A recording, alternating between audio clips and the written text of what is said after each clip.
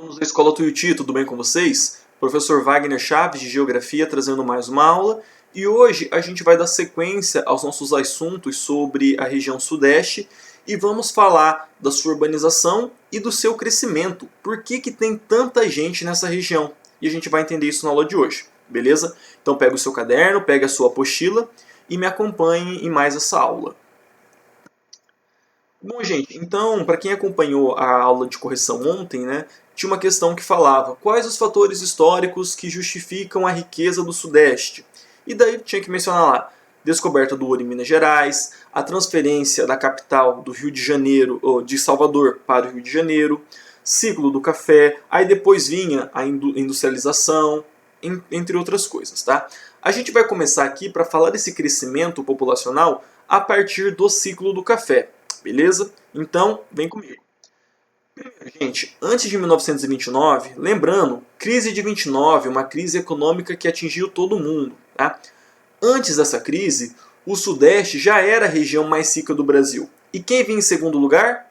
Região Norte, com o ciclo da borracha. Tá? A principal atividade do Sudeste era a produção de café, a cafeicultura. Tá bom? Anos antes, em 1888, o Brasil aboliu a escravidão, então deixou de usar o trabalho escravo. E por conta disso, faltavam trabalhadores para essas lavouras de café. Então qual foi a solução? Estimular a imigração de pessoas lá da Europa para vir trabalhar nessas lavouras de café aqui no Brasil. Tá? Então, no bimestre passado...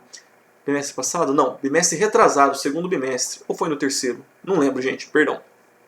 A gente falou sobre a população e eu pedi para vocês fazerem lá uma árvore genealógica até dos avós de vocês e, se possível, verificar se vocês têm alguma descendência. Porque, possivelmente, alguns parentes chegaram nesse momento. Quem tem descendente, por exemplo, de alemão igual a Camille, ou de espanhol igual o Richard, é o que eu estou lembrando de cabeça agora, tá, gente? Perdão se eu estou falando alguma coisa errada. Mas possivelmente eles vieram nesse momento, finalzinho do século XIX, começo do século XX, para trabalhar nessas lavouras de café lá de São Paulo. Tá? Esses imigrantes que saíam lá da Europa, principalmente de alemães, italianos, Polônia, Espanha, saiu muita gente do Japão. Os primeiros japoneses chegaram no Brasil em 1908, gente. Sírio-libaneses, que é lá do Oriente Médio. E eles chegavam aqui no Brasil, e outros grupos também, tá? Ucranianos, eslavos, deixa eu ver quem mais que tem aqui. Holandeses tem um pouquinho também. Então, esses grupos estimulavam que essas pessoas saíssem lá dos seus países para vir aqui para o Brasil. Gente, eu trabalhei durante 3 anos no museu em Maringá, que é um museu lá do Unicesumar, e uma vez eu coordenei uma exposição que era sobre imigração em Maringá. Tá? Então lá falava dos negros, dos portugueses, dos espanhóis, dos alemães, dos ucranianos, japoneses. Pode não parecer, mas tem um pouquinho desses em Maringá. Tá? Ucraniano a gente não vê, mas tem. Alemão a gente não vê muito, mas tem. Italiano tem bastante, japonês tem bastante. Tá? E eu tive a oportunidade de fazer algumas entrevistas com pessoas bem de idades, né, que não vieram nos navios, mas os pais vieram, então eles aprendiam a língua materna em casa, que poderia ser o alemão, o italiano, e falavam em português fora de casa. Né? Então muitos deles falavam assim, nossa, meu pai, ele veio para cá, ele veio da Polônia, e falaram que ia construir uma ponte da Polônia com o Brasil. Olha a ideia, gente. Uma ponte da Polônia até o Brasil, impossível. Mas não havia essa distinção que a gente conhece hoje, de onde fica a Polônia, onde fica o Brasil, de ir lá no Google Maps e ver onde fica cada coisa. Não.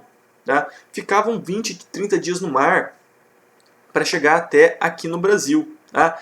E eles vieram para cá para trabalhar nessas lavouras de café, porque a agricultura nesses países estava em queda. Eram países que estavam começando a se industrializar, estavam expulsando as pessoas do campo e essas pessoas não tinham para onde ir. Então vinham para o Brasil. Italiano, alemão, japonês, beleza?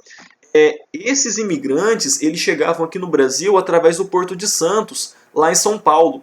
e chegavam no porto e já ia para alguma fazenda do interior do estado para trabalhar na cafeicultura, tá? Isso aqui, gente, era tudo combinado já. O cara saía do Japão, da Itália, da Alemanha, com um serviço arrumado já numa lavoura de café.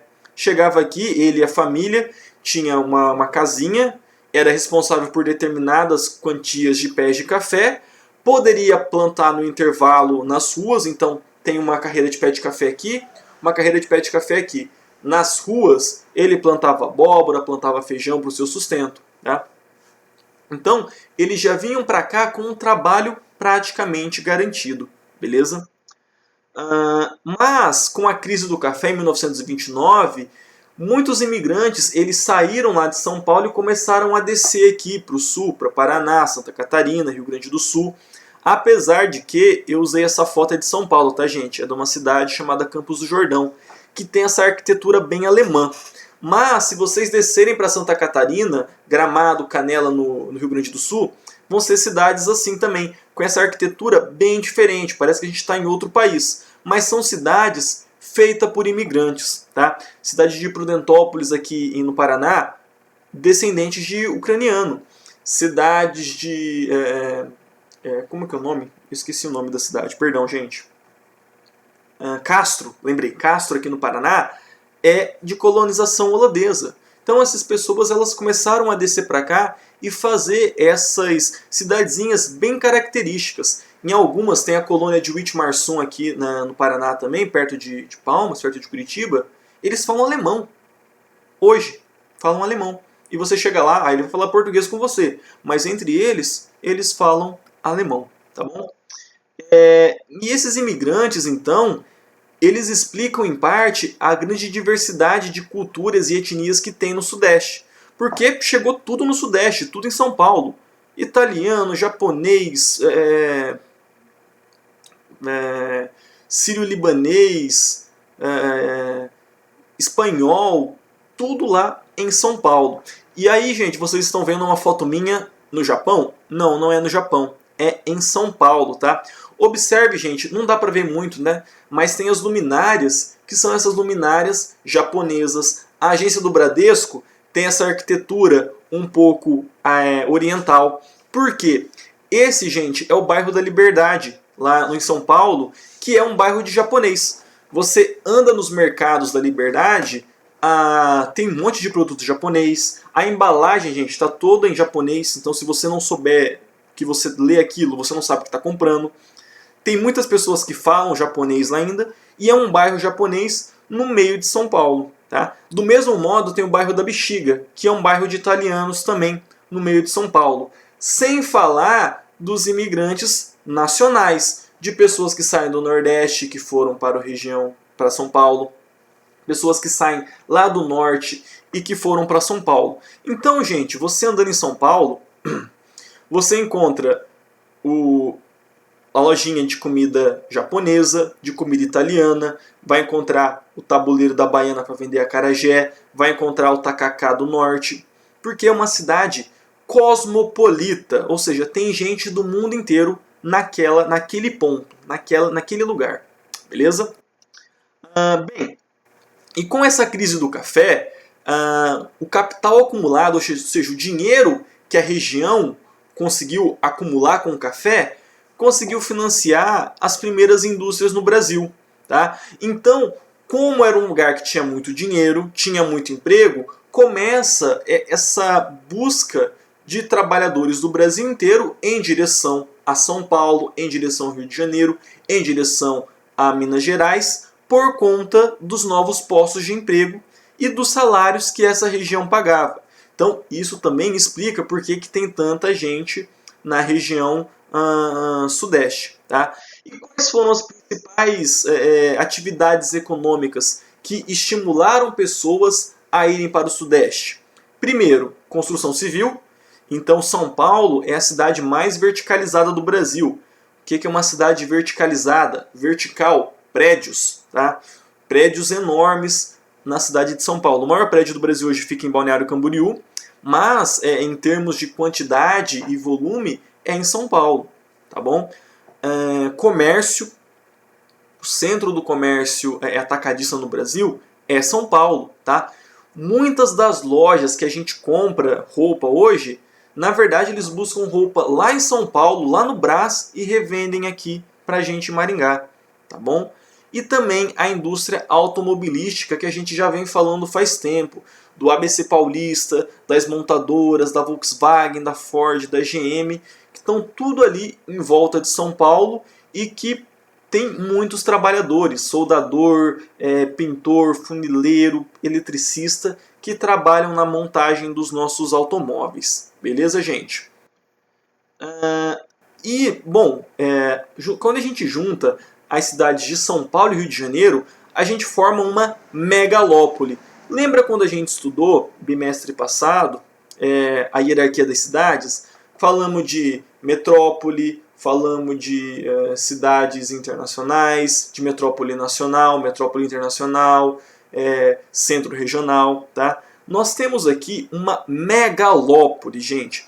Essa imagem que vocês estão vendo é uma foto de satélite noturna e esses pontos brancos são pontos de luz. Então cada pontinho branco desse é uma cidade, tá? Agora, esses dois pontos de luz bem claros, que estão bem grandes, três melhor dizendo, né? Um é São Paulo, o outro é Rio de Janeiro e o outro é Campinas. Percebam, gente, que tem um caminho entre eles. Deixa eu usar aqui o apontador, ver se não vai travar, tá?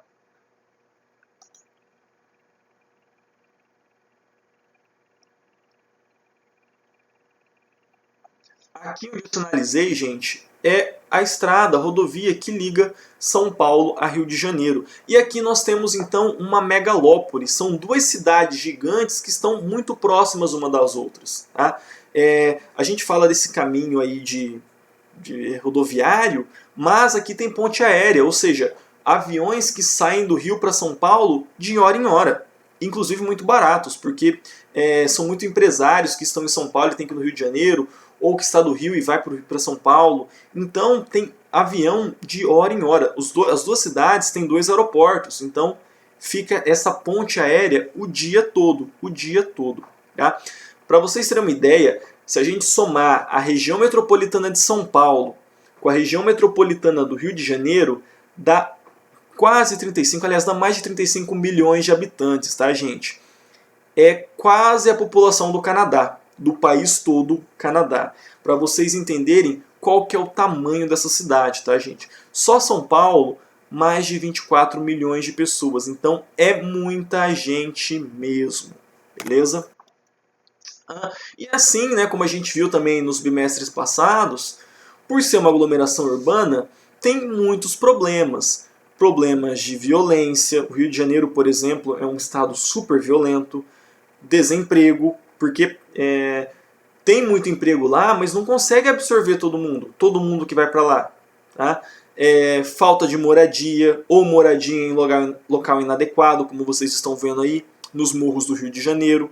Então, todo verão tem chuva e tem deslizamento de terra, falta de saneamento, falta de transporte, que são problemas que existem em quase toda a cidade grande. Porque é tanta gente que é impossível você fornecer serviços de qualidade para todo mundo. Beleza, pessoal? Eu vou ficando por aqui então. Bons estudos e até a nossa próxima aula.